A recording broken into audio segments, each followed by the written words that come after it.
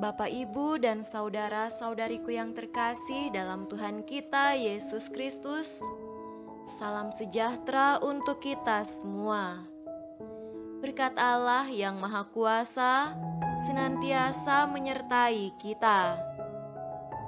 Marilah kita mendengarkan dan merenungkan bacaan-bacaan kitab suci hari Rabu tanggal 4 Mei tahun 2022. Bacaan pertama dari Kisah Para Rasul pasal 8 ayat 1b sampai 8. Pada waktu itu mulailah penganiayaan yang hebat terhadap jemaat di Yerusalem. Mereka semua kecuali rasul-rasul tersebar ke seluruh daerah Yudea dan Samaria. Orang-orang saleh menguburkan mayat Stefanus serta meratapinya dengan sangat. Tetapi Saulus berusaha membinasakan jemaat itu, dan ia memasuki rumah demi rumah dan menyeret laki-laki dan perempuan keluar dan menyerahkan mereka untuk dimasukkan ke dalam penjara.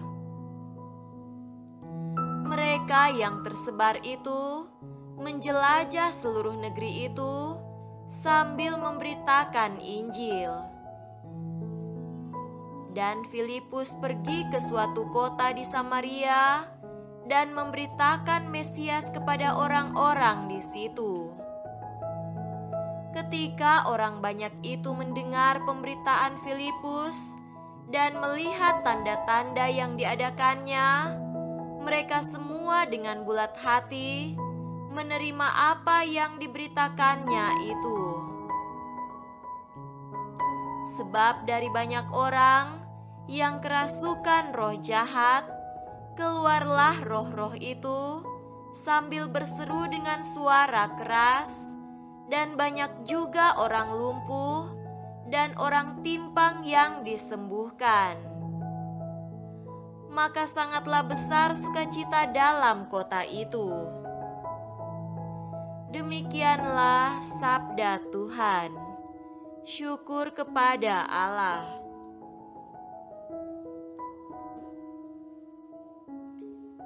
Semoga Tuhan beserta kita sekarang dan selama-lamanya. Inilah Injil suci menurut Yohanes. Dimuliakanlah Tuhan. Injil Yohanes pasal 6 ayat 35 sampai 40. Kata Yesus kepada mereka, "Akulah roti hidup. Barang siapa datang kepadaku, ia tidak akan lapar lagi, dan barang siapa percaya kepadaku, ia tidak akan haus lagi. Tetapi aku telah berkata kepadamu, sungguh pun kamu telah melihat aku, kamu tidak percaya. Semua yang diberikan Bapa kepadaku akan datang kepadaku, dan barang siapa datang kepadaku, ia tidak akan kubuang. Sebab aku telah turun dari sorga, bukan untuk melakukan kehendakku, tetapi untuk melakukan kehendak Dia yang telah mengutus aku. Dan inilah kehendak Dia yang telah mengutus aku, yaitu supaya dari semua yang telah diberikannya kepadaku jangan ada yang hilang, tetapi supaya kubangkitkan pada akhir zaman. Sebab inilah kehendak Bapa-Ku, yaitu supaya setiap orang yang melihat Anak dan yang percaya kepadanya beroleh hidup yang kekal, dan supaya aku membangkitkannya pada akhir zaman." Demikianlah sabda Tuhan. Terpujilah Kristus.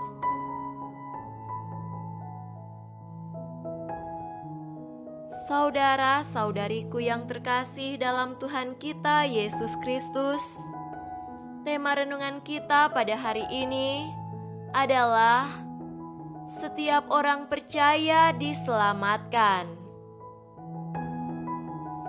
Dewasa ini terlebih di media sosial, banyak beredar video-video ujaran kebencian antar agama atau golongan, atau narasi yang menyesatkan dengan dasar ajaran agama yang cenderung radikal, misalnya ungkapan atau narasi keselamatan hanya ada dalam agamaku, agamamu tidak ada keselamatan.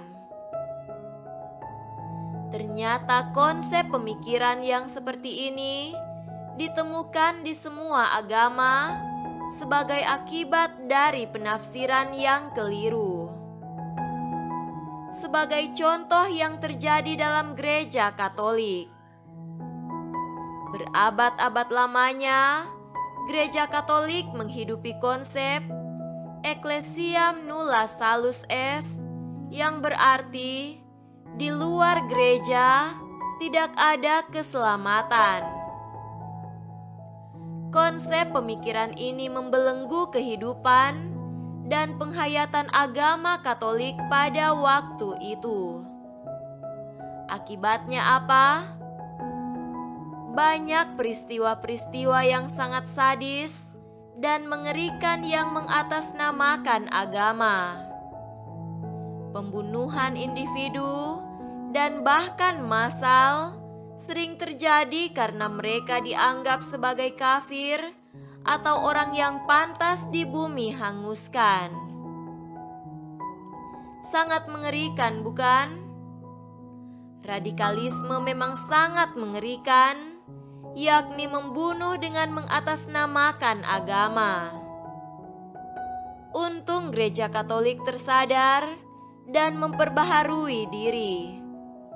Tidak ada kata terlambat untuk bertobat dan memperbaharui diri. Kesadaran bahwa keselamatan itu adalah hak dan milik semua insan di bumi ini mendorong gereja Katolik mengadakan pembaharuan. Gereja tidak segan-segan mengakui kesalahannya dan menata kembali untuk menemukan jati diri gereja yang sesungguhnya. Saudara-saudariku terkasih, bacaan Injil pada hari ini yang diambil dari Injil Yohanes memberikan pegangan yang pasti mengenai apa sebenarnya yang dimaui dan dikehendaki Bapa di surga. Dikatakan dalam Injil Yohanes pasal 6, sebab inilah kehendak Bapa-Ku, yaitu supaya setiap orang yang melihat Anak dan yang percaya kepadanya beroleh hidup yang kekal, dan supaya Aku membangkitkannya pada akhir zaman. Siapapun yang percaya kepada Anak Manusia akan beroleh hidup yang kekal dan akan dibangkitkan pada akhir zaman. Nah, pertanyaan penting yang harus dijawab adalah siapakah Anak Manusia itu? Tidak lain adalah Yesus. Siapakah Yesus itu? Dialah pribadi yang menjadi jalan, kebenaran, dan hidup.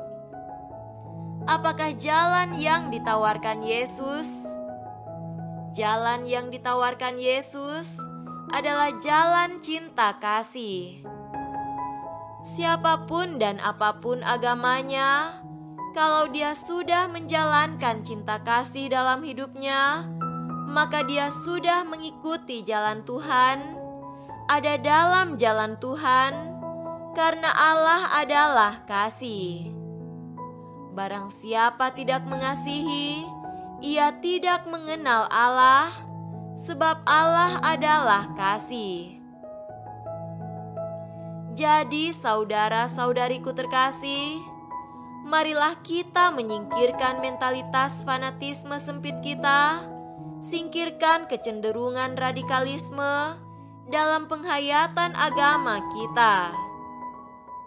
Kita memang dan harus fanatik, tapi fanatik ke dalam diri kita tanpa harus menghakimi bahwa agama lain tidak ada keselamatan. Kita harus yakin bahwa keselamatan itu ditawarkan untuk semua orang beriman. Setiap orang percaya diselamatkan.